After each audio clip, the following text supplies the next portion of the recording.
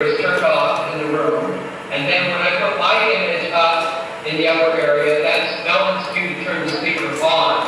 Okay, so let's start. So I'm going to just turn it over, Melvin, to you, and you can just start when you're ready.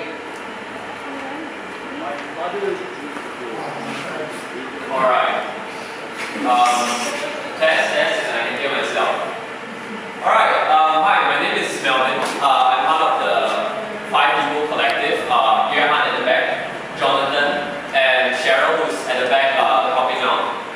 So we have organized this event. It is a program that is within Who's Looking Surf and Turf, which is an exhibition about how the internet and the physical world kind of correlate and interrelate and engage with each other.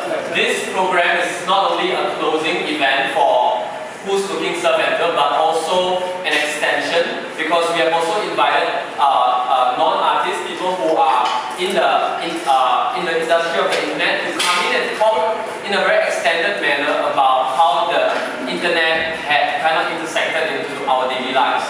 And because Randall will be actually talking more about what each speaker is going to be talking about and also introducing them, I would just like to start only by saying that we would like to acknowledge some of the sponsors that are present today. Reka Vodka, which is providing you all with free vodka after the session. At the same time also Twido Bakes, which is actually a Atelier bakery, one-person entrepreneur who actually bakes quite pretty interesting pastries that will be also provided for you at the back. Yeah. And at the same time also Bashir Books will be coming later, who would be able to who will be selling publications that deal with the internet from their collections. So without much further ado, let me bring Randall Packer back into the session, and he would be introducing introducing and also moderating this entire dialogue session. Thank you. Greetings, everybody, and let me know. Just give me a thumbs up if I'm coming through the sound system okay. Excellent. Well, this is all. Well, as you can see, the impact of the third space, this virtual space that we're now in, creates very odd and interesting forms of social behavior, which is the topic of our, as Gilles is demonstrating, the topic of our panel discussion is connecting people in the post-internet world, how are technologies and networks changing social behavior. So we decided to do something a little unusual, which is that we have the moderator 10,000 miles away. I'm in my studio in Washington, D.C., and you guys are all in the Center for Contemporary Art space, post office space, and then we have a number of participants who are coming from all over the world, actually. We've got some students from both the Museum of Modern Art and from NTU, coming from Italy and New York and in places I don't even know. So we've got a number of people from all over the world. So this is truly a global broadcast, and we're really happy. And I'd like to thank Melvin and Yuhan and Cheryl and Lim for inviting me to try to cause some havoc here with this panel discussion by putting it into the cloud, into the third space. But I think hopefully all will go well, and if you have a few technical problems, we'll try to resolve those as quickly as possible. But so please bear with us if anything goes crazy here. So I'd just like to begin by straight away moving right into our panelists. I'd like to introduce Bernard Leong. Now he's on the left on the screen, but I don't know where he is in the physical space. I don't know what the order is in the physical space, but he's on the left up on the big screen. And then Gilles Massot will be our second speaker. And I'll give a more lengthy introduction with each person when we begin. And then Huifen Zheng is also joining us. So that'll be the order of our speakers. So I'd like to begin with I'm going to quickly read through his biography. So Dr. Bernard Leong is Vice President of Digital Services for Singapore Post. That's the Singapore Post Office, I assume, for which he oversees the overall digital strategy, manages the existing product portfolio, and builds the next generation of digital products for cross-functional integration with other business units in that organization. Prior to this, Bernard was a serial entrepreneur. I'm interested in what that means exactly. Who started companies in both the UK and Singapore. When not wearing his corporate hat, he is an angel investor, but we like that, and a connector to the Southeast Asian entrepreneurial ecosystem. Bernard runs a weekly podcast called Panelists.Asia and writes on BernardLeong.com, his personal blog. So without further ado, I'd like to turn it over to Bernard.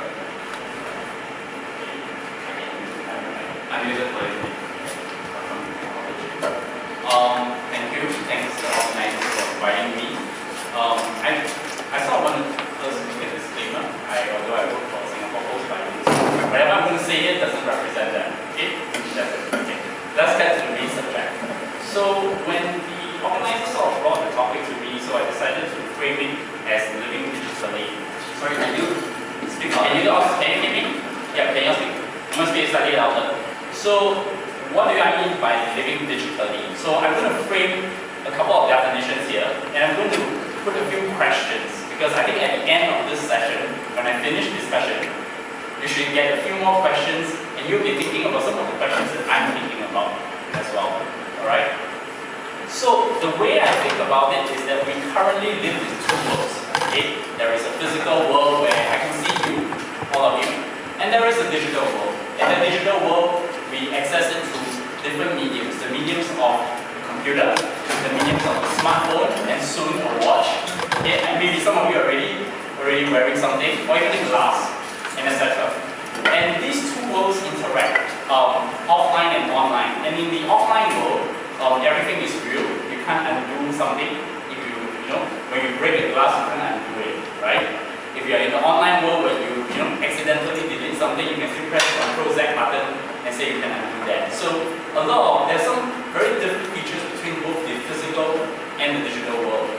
And what is the question that what I'm trying to talk here is the following. We probably have to rethink how our lives interact between both worlds. Because by interacting in one of these worlds, we actually lose touch with the other world. And let me give you a very simple day-to-day scenario. I go home, I have a baby. Okay, my wife is actually sitting in the panel in the audience here, and this typically happens. I am actually at work, and I do my work emails on my phone, my iPad, my computer, and my baby has this very nice living room area where she plays. The problem is you start bringing in that device into that area, you are not being present with the baby. I think you can hear what I'm trying to say here. And so she instituted a law, no iPads within the area, and eventually both agreed. Be it alright, I'm a technologist, by training, by love, or by the latest gadgets, but we had a rule that we would never expose our kids to an iPad until 4. And then now I think after reading a New York Times article yesterday, it's going to extend to 12. Okay? So the question what I really want to, by telling you this anecdote, I want to tell you, and I'm still guilty of it, okay? So I'm not perfect, so I'm going to be very honest. Some days I actually put my phone in, and the baby starts trying to get the phone. Because she's trying to move from the physical world to the digital world and trying to touch into that digital world. So what I'm trying to talk about here is about a bit of a rethink of how our lives are interacting between both worlds. And because we're going through from one world to the other, we lost the ability to be present. We're going to be seeing a very different generation of kids. Okay? I don't know whether some of you go to restaurants. You tend to see some parents just give their kids the iPad and their eyes are totally glued to that, very nice 10-inch screen, and then they will never get out of that screen. So you're going to see a generation of people with the culture of being just living within that screen. Is that how you're going to think about? So there are a couple of things that I want you all to think about here, and then we will have that conversation later. So there are a few things that happen in this interface between the physical and the digital world. The first piece is that we're over inundated by information practically every day.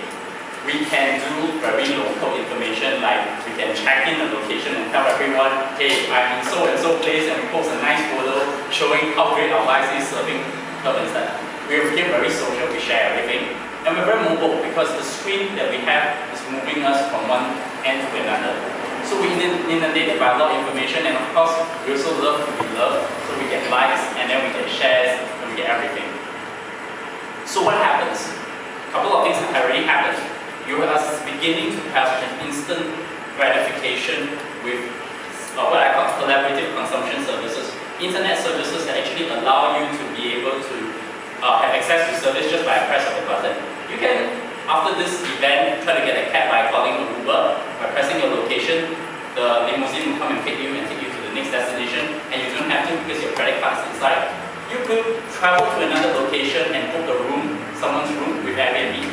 Or you could even participate in any events. In fact, if this event is actually what on Eventbrite, someone would have clicked and then they would just turn up here. So you get what I call an instant gratification. And what's going to happen is that you're going to move towards a society where instant gratification is going to be it can be great, but it also becomes a problem. And that also ends up changing the way we think about education, right? Because you get all this information very easily. Right? Access is easy, okay? And I think usually, typically, when people go into the internet, they actually already decided what information they want to receive. And so so you bifurcated the two worlds, and then there are people in between. And I think that what it's going to do, we need to rethink that education is not in the sense of the excess of information. In fact, we should forget about trying to tell people to memorize things, because what's the point of doing that when I could have just Googled the same information? But what we should be teaching is critical thinking. How we break down that information. How do we able to analyze what the person writing that blog post, saying something on the podcast like here, or even doing a video. What is the message that thinking that you need to do on that piece of content? And I think that is going to be very vital. Then there is the education, right? We all heard of massive online open courses. I think we got the correct abbreviation, or we call it the MOOCs, right? Currently, lecturers out there, I think Randall, probably you can access to many students just with a screen like that, and you can give a class very, very quickly, etc. How is it going to change the way we collaborate? Because there's a few changes that's going to be happening. One is accreditation. How do you know whether this person has taken the course? What is the signaling? What happens when someone takes that course? How do you able to also change the culture? Because the way how the structural education is that you are by your own, you're being tested on a particular frame, and now you are having a situation where you actually can collaborate to work on a project together, which I think is more real life than normal. How about the workplace? Can we work remotely, right? You don't need to go to an office because you have a computer. You should be able to send emails. You should be able to do your documents. You should be able to share. The fact that we can actually already do a panel here using all the tools available. How do we think about the workplace? In fact, could our homes be made in such a way that it becomes a workplace by just a transformation of shifting the furniture and the digital assets?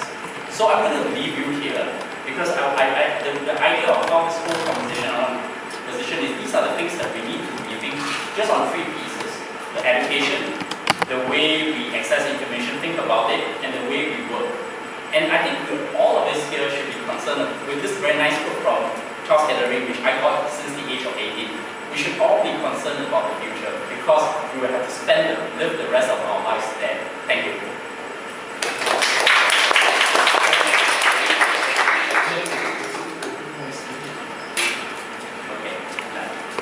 Okay, well, thank you, Bernard. And I think that you're raising a lot of really interesting questions about how we are adapting as a species of humanity into the third space and being able to transition back and forth between physical space and what I call the third space, which is the space that we inhabit by the network. But I think these are a lot of interesting issues that we'll get to as we go along. Also, just one little technical thing. Melvin, if you could turn your camera off, because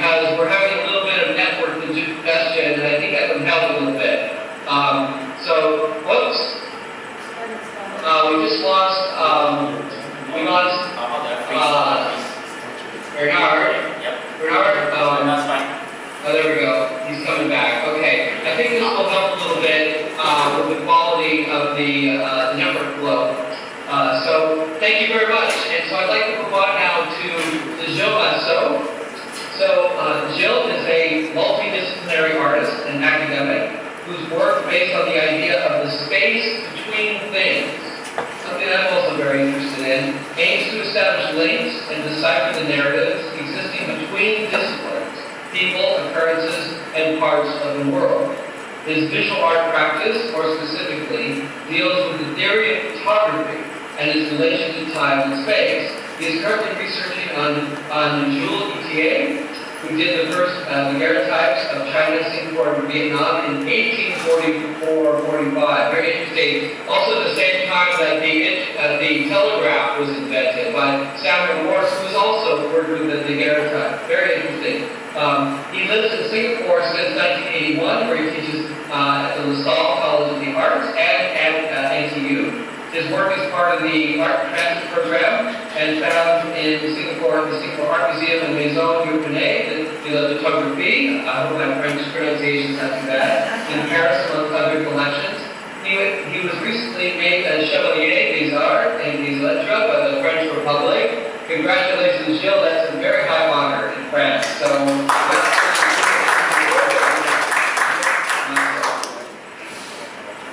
Okay, where's my PowerPoint? Well, I mean, while Randall is bringing the PowerPoint on, the reason why I'm here is actually because I was invited to join a group of very young artists, and I was very honored and very proud actually to be the only artist over 30. Before Co joined in, I was the only one over 30 to join that group of young artists. So, and that's because of, I curated a show in November last year in La Salle, which is the piece which is here, it's a show that was called Cosmo being the abbreviation for the constant self-recording mode. And I'm very interested in all those ideas. The reason why, Randall picked up the idea, I'm researching at the moment that photographer who did basically the first photo of Asia in 1844. Because I truly believe that what we are talking with, okay, there's a technology that has changed completely the world, but in fact it isn't addressing anything really truly new. The technology is basically dealing with very deep, natural, human behavior patterns. That's why I start with that slide here, which is, it's a drawing which I picked up in the Facebook page at some point. It's a retake of the see evil, hear no evil, and speak no evil, but transferred for the Facebook context. And a question which is basically the turning around of the age-old Shakespearean question adapted to today's situation.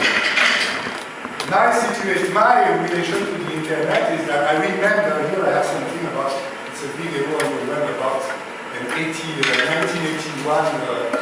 video about the very beginning of the internet.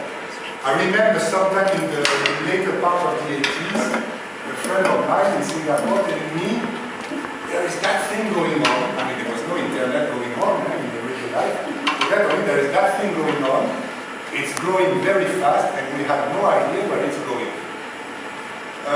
Where it's going, I have a very concrete personal illustration of where it was going. In 2000, I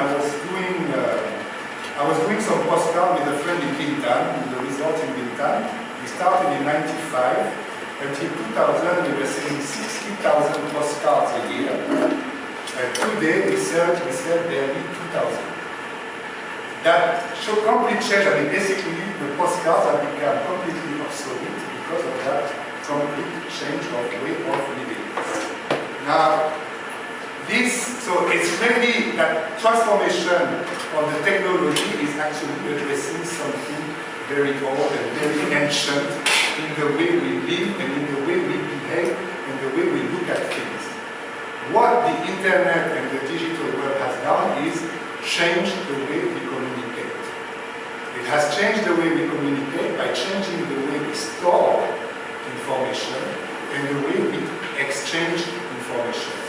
And it has done so by dematerializing the information. The information doesn't have a physical form anymore. This is what my piece about the Cosmo exhibition is about, because you have a base of the catalog, which is the physical remain of the whole exhibition, and on top of it you have the tablet with the Facebook page that is also the virtual remain of that same exhibition. I have a pair of scissors that's about to cut the wire because the digital world is very dependent on electricity.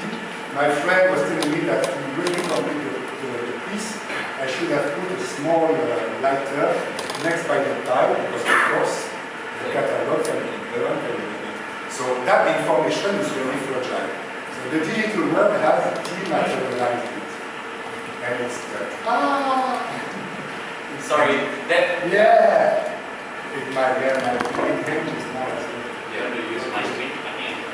Yeah. I'm moving it now. Okay. Yeah. But I think my one is Maybe better. close the screen. Okay. Then you can.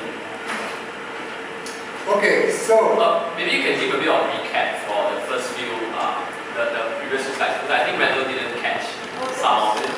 Yeah. you think so? Randall, did you catch? He won't be able to reply, but he will type.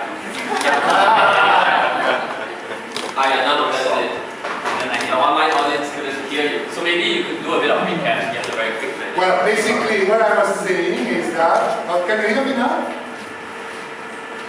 Okay, so basically what I was saying is that the internet and the digital world has changed the way we live by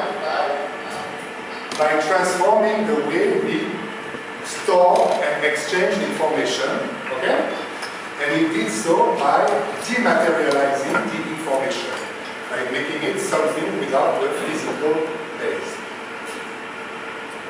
Now, the characteristic of the digital world, and particularly the internet, is that constant back and forth between virtual and physical world.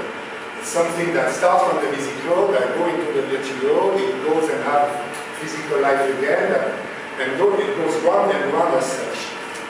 Now, the interesting thing when we look at that graphic that illustrates the way the internet works, is that it actually really resonates with a concept that was represented by the physicist John Archibald Wheeler.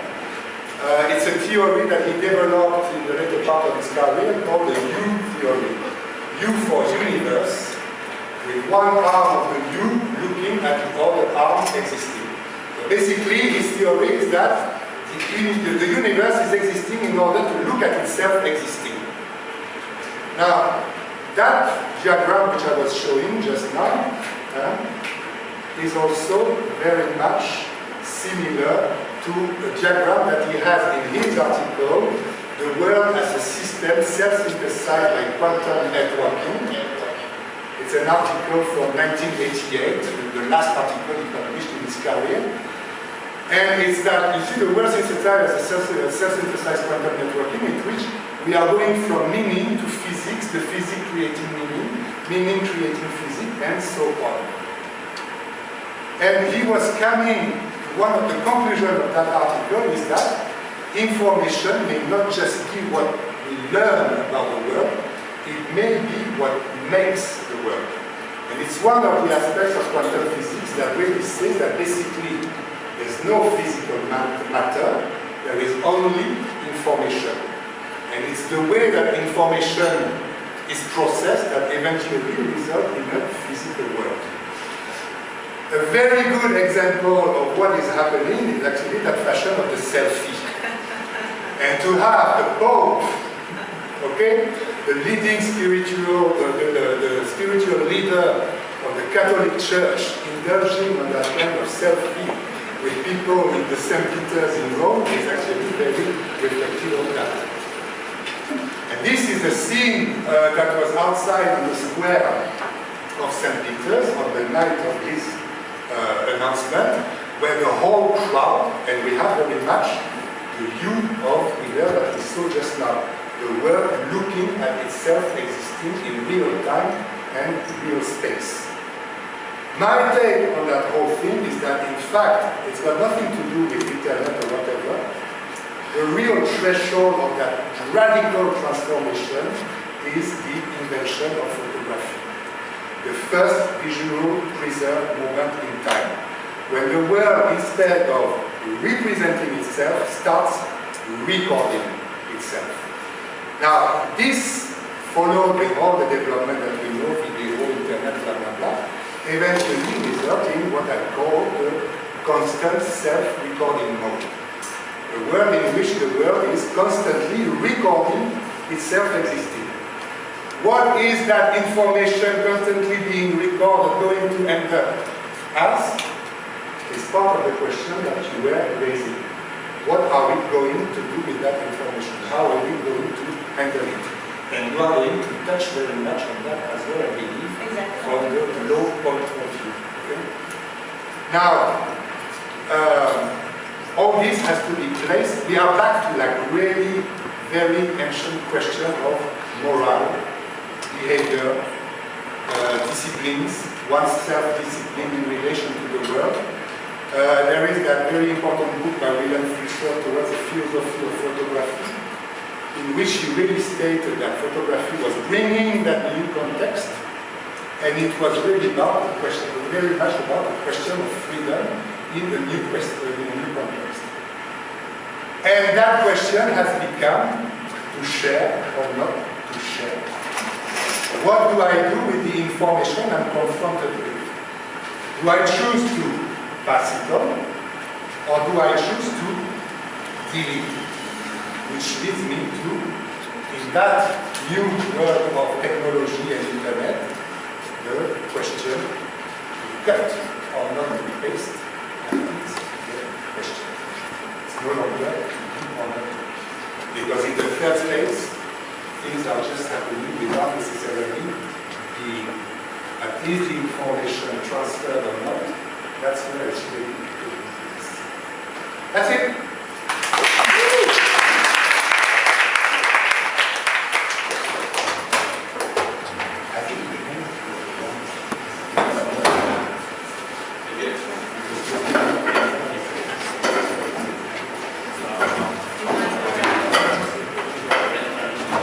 Very engaged discussion after these presentations. And I just wanted to also say that, you know, in terms of the little glitch that we had in our broadcast, I don't feel so bad because last week when Apple Computer gave their announcement of their new product, the iPhone 6 and the Apple Watch, their internet broadcast didn't work at all. But I actually think that the announcement of the Apple Watch, I hope that Huifen is going to touch on that because it seems like it's very much connected. The relationship between data and wearables is going to become even more of an issue worldwide when the Apple Watch comes out early next year. So I'd like to now introduce Huifen. Huifen Zheng is a qualified Singaporean lawyer who enjoys working at the intersection between technology and law. She recently completed a master's in law at the University of Edinburgh, writing a thesis on the privacy implications of wearable technology. She will soon begin a new legal role with a global telecommunications company. Huifen was previously an intern at JFDI, Singapore's first digital startup accelerator, and is looking to increase her involvement in the startup community after returning from the UK. So on that note, I'd like to introduce Huifen. If we have any problems with your connection, I'm going to switch. It seems like we had a problem when I switched the PowerPoint presentation, but if you have any problems, you can do exactly what Gilles just did. So let me just set you up and load your PowerPoint. Thank you. Yep.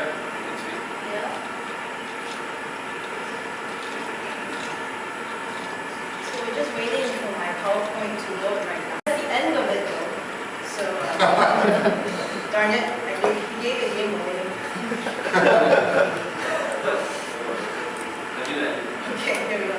Okay, so my presentation is about profiles in the cloud, where are we now, where we talk about wearable devices and online profiles.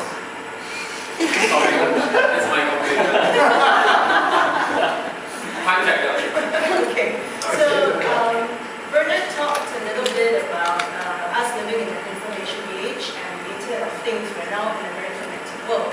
And Giles talked a bit about photography. That I find very interesting because privacy law as we know it now first developed in the US, where two judges were very concerned about the repercussions of portable cameras we're going to have on people's privacy. If you're interested, this is they're called Warren and Brandis. You can look them up. Yeah. Okay, but today we're talking about privacy in the modern world where we have the Apple Watch coming out and also wearable technologies like my co-presenter Bernard here who's wearing a jawbone up. And that is tracking his personal data every step of the way, his fitness levels, how many steps he's taking, blah, blah, blah.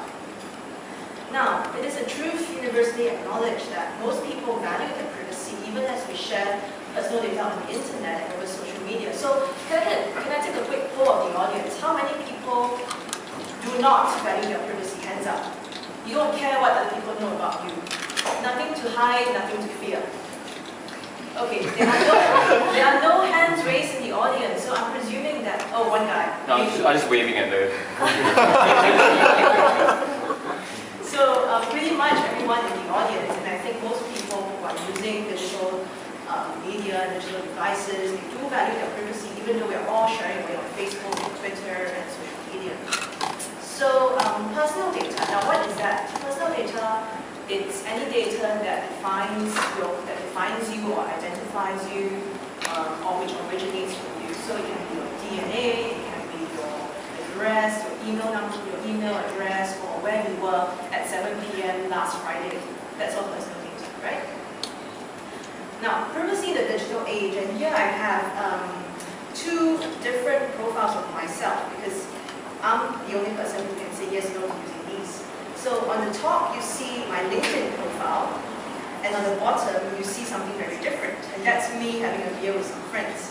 Faces are blanked out for obvious reasons. Okay. So to me, privacy in the digital age is about control. It's about who can see your information at what time, in what context. And why is this important? It's because all our information is online in the digital space. It's reproduced very easily, it's transmitted very easily, and you can send it anywhere in the world with a touch of a button. So to me, let me repeat that. So privacy in the digital age is about control of your information, of your profile, and who has access to it at what time. Why is this important? Because we are now in the age of wearable devices, right? As I was saying now, Apple has come out with a new Apple Watch, and even before that, we have all kinds of wearable watches and wearable live logging technology. So this began at MIT, so I'm told, with this dude who was live logging himself. And you can see the evolution of live logging equipment from being really bulky. So he had a camera on his cap, and I think that's antenna on his head, and that's to your left. And that's evolved to wearable technology as we know it today, which you wear and which doesn't obstruct your everyday life. So it's meant to be worn with you 24/7. You go in the shower, you go to bed, the wearable technology is still with you. Right? And these kinds of technologies are increasingly popular in Singapore, as well as, yes, thank you, Randall, that's his name, Steve Mann. So the guy in the previous slide, his name was Steve Mann, and he's still active in the research space now, I believe. So wearable technology is increasingly popular. What is blank? I don't know why that was blank, I'm sorry, but so we go on to the next slide, which is that wearable fitness trackers, such as the one that Bernard has with him. You wear it all day, every day. It updates the data automatically to the computer, so it syncs automatically. You can share it across various platforms. You can share it to your friends. You can share it across your other devices. So your personal information about your daily life is shareable now. And the implications of that is that you don't know who has it. The terms and conditions of these wearable devices are very broad. How strange. Okay. The terms and conditions of these devices are very broad and allows the maker of the devices to use your technology pretty much any way that they want to. Even though at the outset they say we respect your personal privacy, the terms and conditions are structured in such a way that they can sell your information in certain situations, and that's not great. And why is that not great? Because now, as wearable technology becomes more common, you see it everywhere. So Google Fit is the new Android platform for health and fitness, so we will see more wearable technology with the Google Fit platform. You will see Moves, which is also a wearable technologies company, joining Facebook, which means that Facebook is looking to go into that space as well. You have Basis Science, another wearable technology company acquired by Intel. So you see Facebook, Intel, and Google, all the big boys in the tech space, are recognizing the importance of wearable technology, and they're looking to basically up the market demand, the market supply of wearable tech. So what does this bring us? This means that very soon most of us, whether or not we want to, may find ourselves having a profile in the cloud, and by that I mean the internet, because your information can be transmitted anywhere. So this is just one of the several studies which have been done. This is by Rackspace, which is a company in the UK, and basically the quote that I have is, using just machine data gathered from the 3 wearable devices, it's possible to develop rich behavioral and lifestyle profiles of individuals and of employees. How might an employer use this information to make better company decisions? Basically, this means that your boss can track you, and it could mean that he can say, look, did you get your 8 hours of sleep last night? Because I want you to perform optimally at work.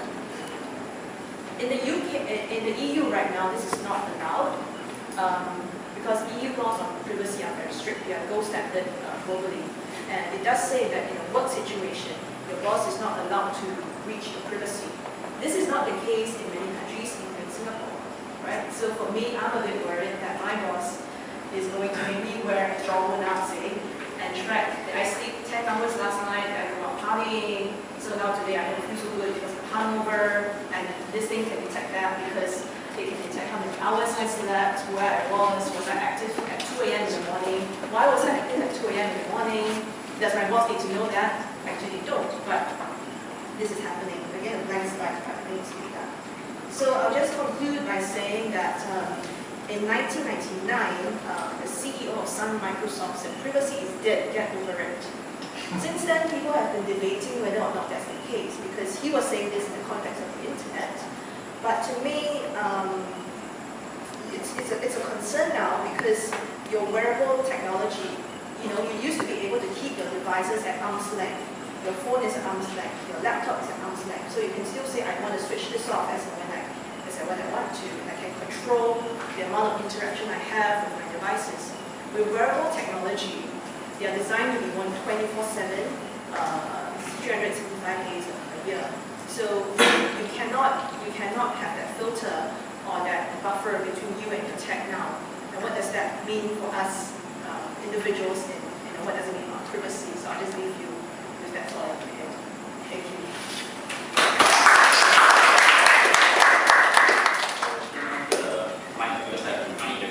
Well, thank you, and I'll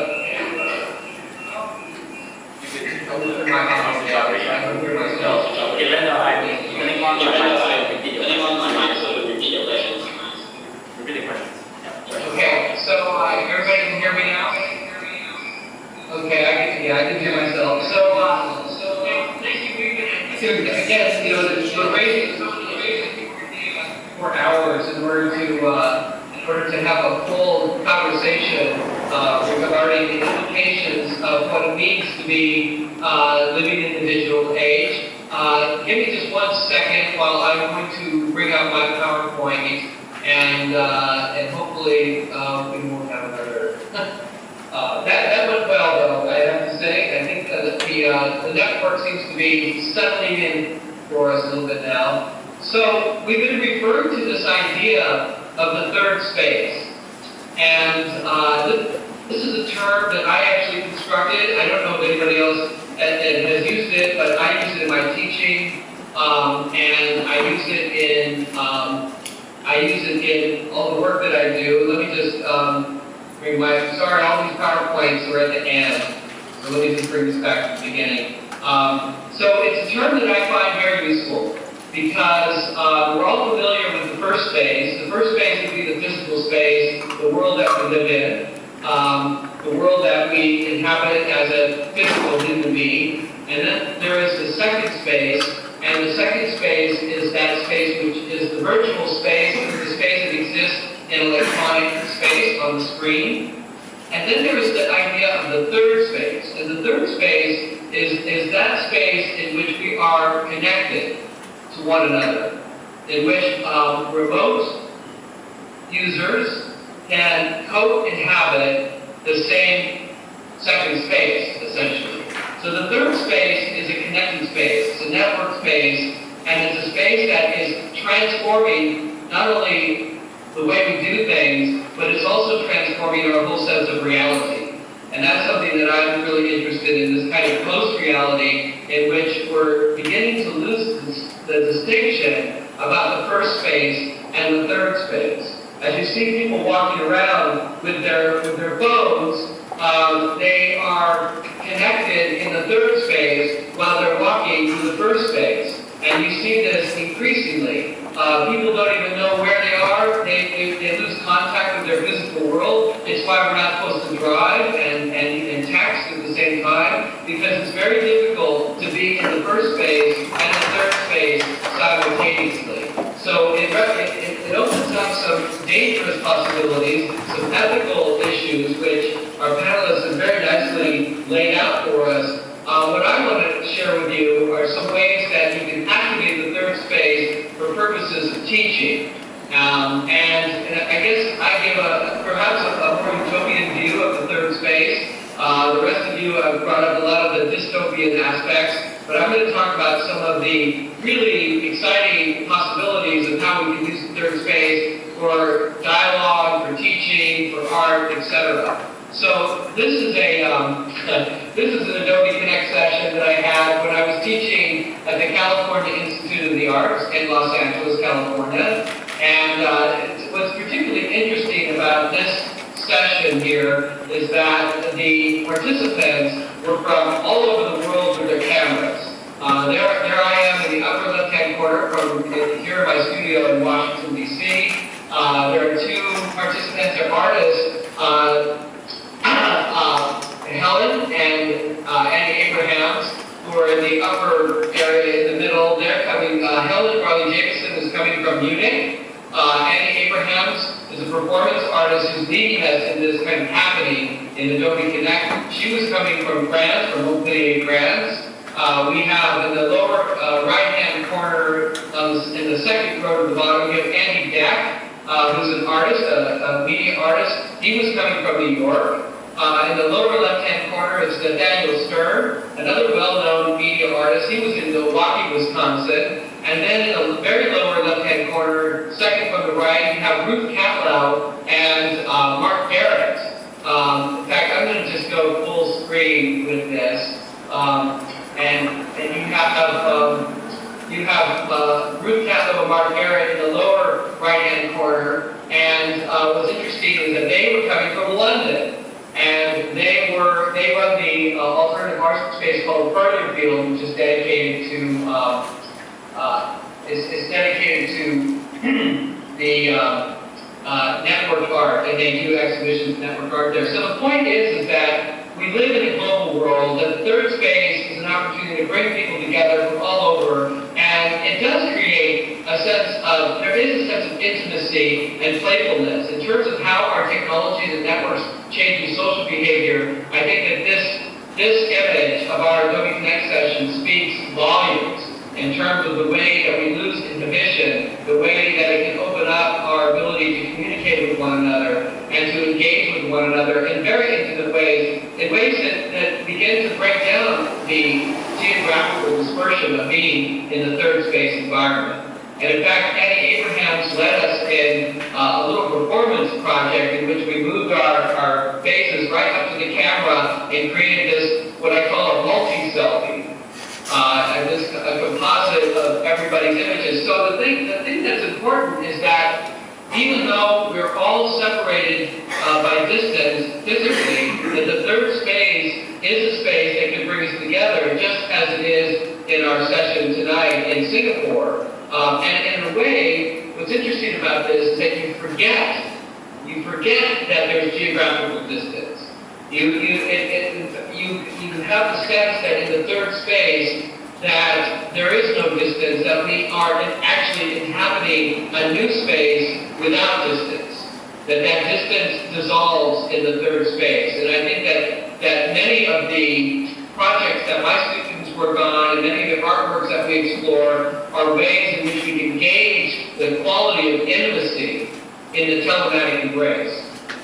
And that's something that is very much a part of my teaching. This was another Adobe Connect session that we did at CalArts, and I just wanted to bring this up. It was kind of interesting. In the lower left-hand corner, you have Ricardo Dominguez, who's a Mexican-American artist and professor at UC San Diego, who was in New York when we did this. In the middle of Hurricane Sandy a couple years ago, there I am in a hotel because I was afraid that the power was going to go out in our house, so I'm in a hotel in Washington, D.C., and there's the class in Los Angeles, and the other panelists coming from San Diego. Now, what's interesting about this particular image is that in the lower right-hand corner, you see the moon. And it just so happens that Brett Stallman, who is a well-known media artist and internet hacker, as it were, activist artist, pointed his camera on a cell phone in Adobe Connect directly at the moon, talking about the poetics and subversion of his activist work on the internet. And it was a fitting avatar to be using the moon to represent himself and his talk. So it's very interesting, again, the creative ways that we can engage the third space, bringing together people from all over the world, including the moon. Even the moon can be part of the third space. So this is just an example of what it's like to be in one of my classes. I teach part of the semester at NTU. I'm a professor at NTU, and I teach part of the semester from my studio here in Washington. And you can see, the reason why we do this is because we use the third space as a platform for discussing network art. And in this particular shot, we're talking about a very seminal work by Kit Galloway and Sherry Rabinowitz called Hole in Space. It was a satellite project that they did in 1980, bringing together Los Angeles and New York City as an installation. And so I find that it's incredibly compelling to be able to talk about the origins of the third space and the origins of communications art and its history in the third space, so that the students really understand these concepts, not just abstractly talking about them in a physical classroom, but talking about these third space concepts in the third space itself. I do individual critiques with my students over Skype. I'm sure many of you have done this before, but I think that what it represents, what it demonstrates, is how the studio space is no longer an insulated space. It's no longer a private space. It can become a global space, a network space in which we can share our ideas openly and transparently over the internet, which is why I call the project that I'm working on at NTU Open Source Studio, in which we are very actively engaged in opening up the process of creating art and sharing our ideas with one another in the third space classroom. This is another Skype session that I had with one of my students who was working on a programming project in processing. And what's interesting is that by sharing his desktop, and I'm sure some of you have done this, but it's interesting that he's able to demonstrate a coding project live and in real time. In this case, he's grabbing text from Twitter and then displaying it in a three-dimensional tag cloud. And we're doing this live over Adobe Connect, so live over Skype. So I think the point is that the third space is also an experimental laboratory where you can engage with people using live systems of coding and that sort of process. And of course, we use the third space in very playful and imaginative ways. here are two students reading a third space book together in the third space. Again, questioning and exploring the idea of touch and intimacy and interaction across geographical distances. And what's interesting is that when I have my classes in the third space over Adobe Connect, the students are not at school, they're in their homes, they're in their rooms, and it gives me a window into their world outside of the university, which I find very interesting. Again, opening up our lives in sometimes interesting and provocative and maybe dangerous ways, but also in ways that gives us insight into private spaces that we otherwise wouldn't have access to. This is again just another example of a composite, again playing with the collective nature of bringing imagery together in the third space, bringing our bodies together in the third space. And another example, the students, sometimes I think the students enjoy their experience in Adobe Connect more than they enjoy having class in a physical classroom. And this may be a dangerous thing to be opening up to the academic world, because the students love this and they really have a lot of fun playing with the possibilities of the third space. This is just, I just wanted to show you that it is possible to have a toast in the third space. This is at the end of the semester with my students at Cal Arts. We're having a telepathic toast, and I hope that we'll have one at the end of this session. And then, as part of the Open Source Studio project, all of my students have WordPress sites. We build a whole virtual studio environment in WordPress, and each of the students has their own website. And you're looking right now at the class website, where all of their work and photography and writing and social media is all brought together into a collective space. And this is one of the individual student websites where they do writing and they document their work and their research, and demonstrating here, in fact, that the third space is not a new idea, that the telephone is, in fact, an example of entering into the third space. And then we use WordPress as a way of grabbing metadata across the network from our posts using tags and building a conceptual tag cloud, which gives you, at a glance, an idea of all the various ideas and concepts that we're exploring in this collective space. And this was there was a class that at NTU that was collaborating with a class at the New School for Social Research in New York City, and we built a WordPress site that essentially bridged those two classes together. And so we really do encourage and try to build tools for collaboration in the Open Source Studio project. And I'd just like to close my presentation with this idea of the digital native and the way in which we are engaging in new ways in the third space. I think that we forget sometimes that the internet is just a little more than 40 years old, that the World Wide Web is only 21 years old, and that social media is only about 10 years old. And it's quite extraordinary the way in which the world is changing so rapidly. You can only imagine what the world is going to be like 10 years from now as a result of this. But for me, what's interesting is that my students who were born in the age of the web, after the web was born, they've never known a world where there was no World Wide Web. And those who were born in the last 10 years have never known a world where social media didn't exist. I think these are the kinds of issues and implications that we need to confront as part of our living in the digital world. So at that point, at this point, I'd like to now open it up for discussion. And if anyone in our online audience has a question, you can just post it in the chat. And I think what I would like to do, just to get the conversation flowing here, is I'd just like to ask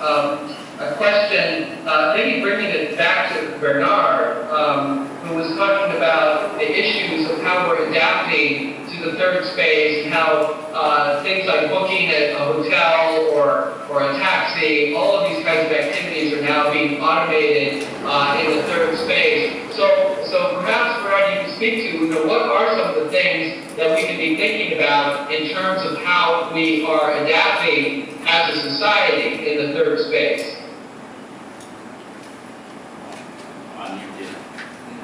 I think there are a couple of implications. I think one of them, which we already experienced, is instant gratification. We want things to be fast.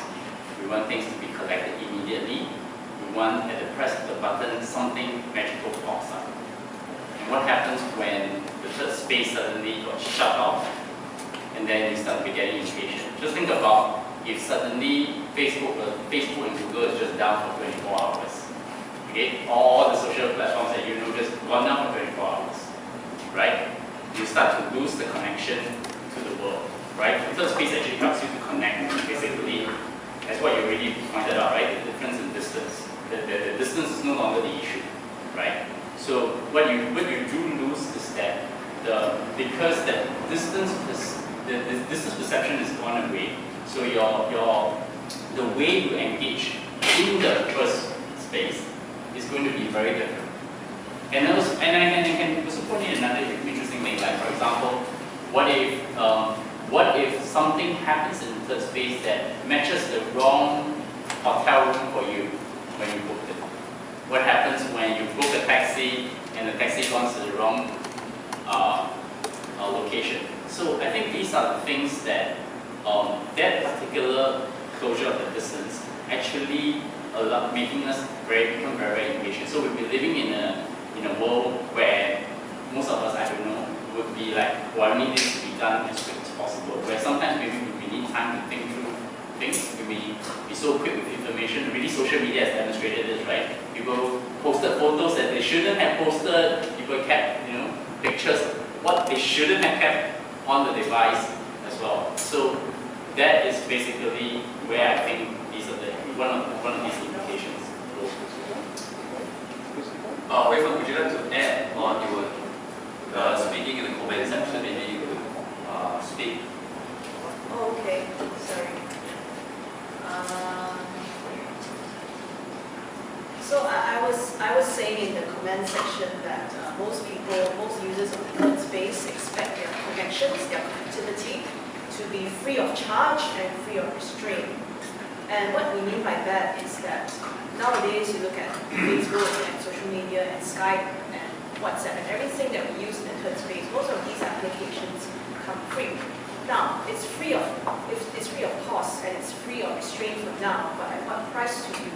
Which is why I come back to this idea that in fact you're paying for this kind of connectivity with your personal privacy, because as you use these apps and as these apps become more integrated into your daily life, more data is collected on you because you don't know what is the background technology running these apps. You don't know these devices when you're using them, what are they recording in return for your use, right? So everyone knows that Facebook collects data. What do they do with it? We don't know.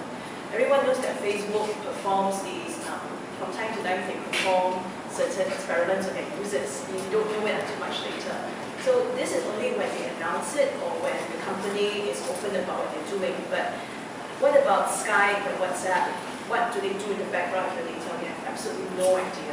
Which is why my phone is fairly app-free, but I cannot run away from things like Skype and WhatsApp because they connect me to my circle.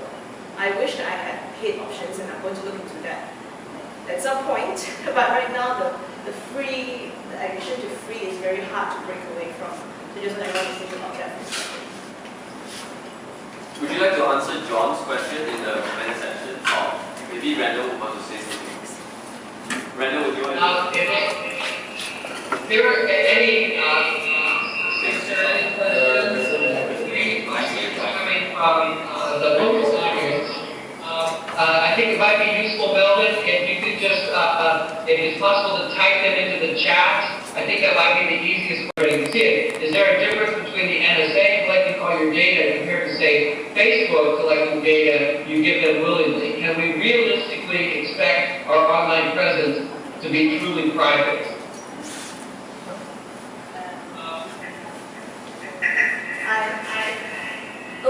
Okay, so the answer to that is yes and no, because I'm a lawyer, right? So yes, you can expect no, you cannot expect realistically your online presence to be truly private, because even if you use things like the dark net or Tor, at some point you leave footprints on your connectivity.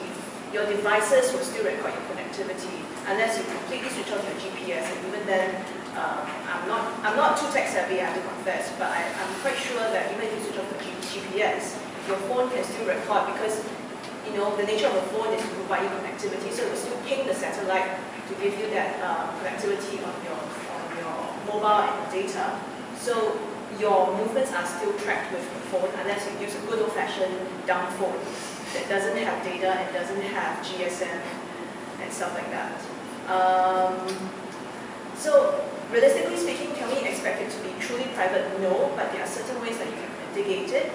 And we can spend all night talking about those ways, but just to say that for the average person, there is not much privacy online or even with your smartphone, even if you don't use the internet very much on it.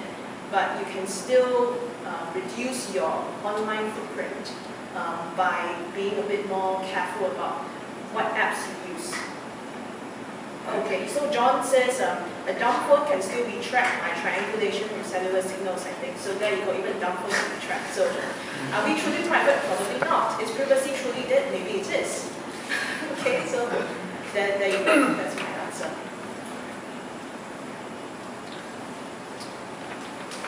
Do we have any questions from the local audience? If so, you can pass them on to Melvin, and he can type them into the chat window. I think that's probably the best way to do it. But I think that Bernard has something he wants to respond to. So Bernard, I'm going to put you up on the big screen here. Oh no, it's... I don't know what happened. Would you want to use Huifen's screen again? Hang on. While I use Victor's screen? Actually, there's nothing wrong with my screen, but yeah. Okay, your screen is not available. Hi everybody.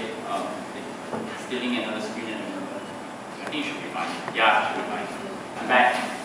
I think I just do. I start sharing. Yeah, I need to start sharing. Just as a quick one, it's just that I just thought I wanted to put in a point along with Huifen Zheng. As long as you live without a digital device, or you have no internet connection to the electromagnetic signal transmitting thing, you probably should be able to fend off everyone in terms of privacy. Oh, sorry, my mic. Okay, you just recap a bit. So what I'm saying is that as long as you live without anything that gives you an electromagnetic signal, like a permit in a house somewhere in the mountains, I think Japan have a couple of these places that you can find, you are most likely be able to be tracked. I'll just ask one point. Yeah. Maybe, let me ask a question. How many of you watched the TV series called Person of Interest? Great. Okay, very nice. Okay, it's one of the top American big shows, and I'll tell you the premise of it. The premise of it was that there is some internet tech company billionaire invented a way to actually use all the computers, all the tracking devices to collect information about everyone. And through that, they is able to use the machine learning to predict that a crime is about to be happening. And what happens is that the particular thing always throws up a security number, but the problem for the story was that the team who is involved in it is that they need to try to figure out whether the person's security number of that person was a perpetrator, the victim of the crime, etc. And so the whole story revolves around that. And actually that's a situation that I think is waiting to happen. Okay? Once if you look at what PRISM has happened in the NSA surveillance, your data is actually can be actually collected. In fact, just now when Huifen pointed out something about workplace, like your boss having tracking of your jawbone, right? It's very simple, right? You can contest because you have rights in the workplace that not allow you to wear something, alright? And in order for your boss to access that information, he needs your username and your password. Because all these digital platforms do have a sense of authentication. I mean, I work in the technology business, so everything there are rules. Okay, it's not that it's not an all world, it's not a free world. You you're allowed to take information that you want. I think the question should be asking is inside us, are we willing to give that information? Okay, you all have Facebook accounts, but let me ask for a show of hands, maybe then somebody can screen and turn it over. How many of you actually touch your privacy settings on Facebook? Okay, that's good. Okay, how many of you touch it almost once every 2 weeks? Once a month, okay, that's not so bad. I would suggest that you should check your privacy settings every 2 weeks. Because every update that Facebook does, or every new products they launch, somehow in the privacy section, they make a change, and suddenly some of your data get leaked into the open.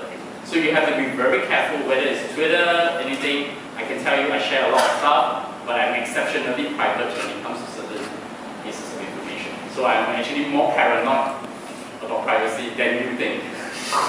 Yeah. I could tell you all that if you go to LinkedIn, check one of your settings, do not post my updated profile because if your boss sees that, he could be thinking that you're trying to change jobs when you update your LinkedIn profile.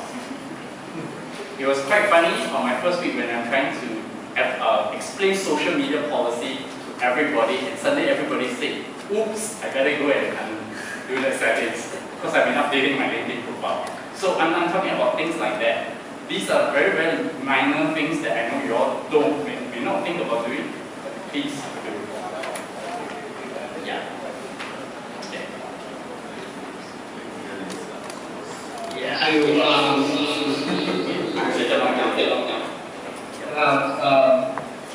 Updating our profiles and so forth. And there's a lot of discussion here about, whether it's even possible to be a digital hermit.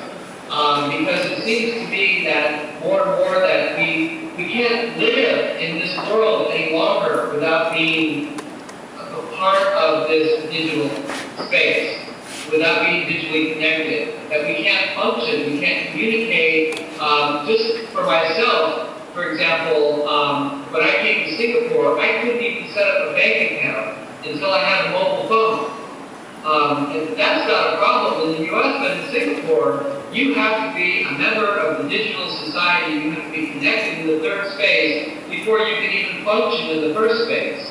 And I think it wasn't that long ago that people were talking about, the issue of the digital divide. Well, it seems to me that the digital divide is rapidly dissolving around the world as these devices are becoming cheaper and more ubiquitous in our lives. So it raises a lot of serious implications about, about issues of privacy when it's impossible to not be connected, and then how much time do we actually have to spend managing this digital life in terms of updating profiles. If I updated every single profile of all the various social media that I use, that's all I would be doing. So I'd like to actually put it back to Bernard about that, because I think that, I guess my question is it becoming a full-time job to manage our digital life? The answer is yes. It's a full-time job to manage your digital life. And worse, it's also a full-time job now to manage your, everybody's, in a multinational company, everybody's social, I think I muted it. Can everybody hear me? Yep. I already unmuted my phone. I think it's a bit lagging. It's a bit lagging. Can't hear. Just give a second. Okay, just to, I think it's not just a full-time job to manage your own digital life. For some of the people that I know, including myself, now you have to start figuring out how to manage the organization's digital lives. What I'm talking about is social media policy on employees. Okay, you're getting situations where some employee unknowingly take pictures of things that they shouldn't have. They share something that they shouldn't have. Okay, then how are you to deal with that? I think it's not just that. I think even for, let's use the most basic example, schools. Okay, what happens when you have a student in the school sharing things that you shouldn't be sharing, right? How does the principal deal with it, right? Or someone says something that may be totally, inflammatory, not inflammatory to you, but inflammatory to everyone else. So how would you deal with that? So, the answer is yes. Okay. All right. Thank you, Bernard. And maybe we can just take one more question. I think it sounds like Melvin's ready to start the party. And we're going to leave Adobe Connect running so I can join you virtually. But are there any other questions? Actually, there was one question. Maybe I'll take this one myself. Or there's a question for Gilles because he hasn't had a chance to answer any questions. But someone had asked about the temporal issue of third space. We talked a lot about geographical distance, but we haven't talked about temporal distance. And someone was asking me, like right now, it's 8:40 p.m. in Singapore, where you are, it's nighttime. But for me, it's 8:40 a.m. in Washington, D.C. It's morning for me, it's light out, right? It looks dark, but it's actually light outside. And so I think that this may be the bigger obstacle, the temporal difference, than the geographic one. Because once we're in the third space together, we still have to we have to negotiate those time differences. If we want to have people from Europe and Asia, West Coast, East Coast of the United States, all at the same time, it means somebody has to be online in the middle of the night. There's no getting around that. So I think that this is a very important question, and one that really, I'm not sure how to resolve. There was some attempt to create what was called internet time. This was very popular about 10 years ago. People were buying watches that were on internet time. But that didn't really work so well because it doesn't really mean anything when we have to adhere to our local time zones. But I think that's a good question. I don't really have a good answer other than the fact that it's something that we constantly contend with when we're communicating with one another in the third space. Any other questions? Let's just take one more question. Okay, here's a question, and I'm going to let Gilles answer this one. This one's from Mad, and she asked, I'd like to hear about optimism, silver lining to all this Uber connectivity. Now, I think this is a good question for Gilles to answer. I'm afraid. Because I think it's optimism. Basically, personally, I think we are basically fucked up. If you look at the way humanity has projected the future from Jules Verne and so on, we are now. Sorry.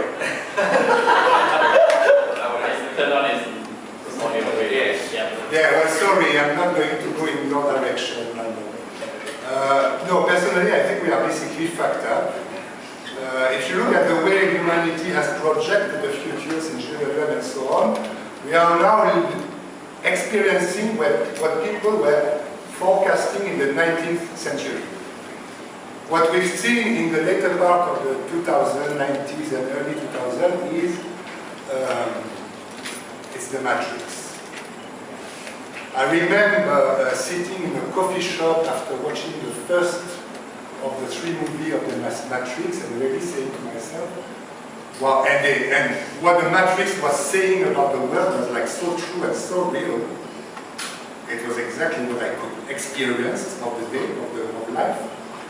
So I think it's like, my point with what I was trying to present about that connection with the quantum physics and everything is that when photography started recording instead of representing, it's the quantum physics dimension of the universe that started coming into the macro world. It's the micro starting to manifest in the macro. What are we doing with that? Are we going to be simply tools of that phenomenon? Because it is a phenomenon that started existing since the beginning. Photography is based on a very natural phenomenon, which is the pinhole phenomenon, which is a phenomenon by which we see. So the universe, right from the beginning, started putting that technology into gear. The internet is nothing more than just another step on what the universe started pushing into the future right on the beginning. What are we going to be? Simply tools of that phenomenon, and this is the matrix? Or are we going to be something using that phenomenon? And I doubt so. I'm sorry. I mean, I enjoy the whole technology, I enjoy the whole thing. As you said, like you said, it's like you cannot even open a bank account in Singapore if you don't have a mobile phone. That's it, we are fact. You can't even function without being pinpoint in the whole organic world. I don't see how we can get out of it. Sorry. I'm more optimistic from you. Yeah, I'm sure there has to be some people who are optimistic. Yeah, so we will wrap up with his answer. Okay. Yeah, to have a bit of a positive, Yeah, we can. a bit of a positive answer. Okay, Randall is saying something. Okay. The internet has allowed us to have this conversation across the world, and it has opened up the social possibilities of reaching out to people from around the world. And I think it's up to us as artists, as technologists, as lawyers, as citizens of the digital age, to figure out how we can make the world a better place now that we have all this connectivity. What can we do to make the world a better place? So I think on that note, I'm going to thank everybody. Thank you, Huifen, Bernard, and Gilles. Thank you, Melvin, and the rest of the postdoc group. And I've really enjoyed this. This has been we've only scratched the surface of this conversation, but it's been really fascinating. And thank you, everybody. I look forward to coming back to Singapore in a few weeks and meeting everybody in person. So thank you very much.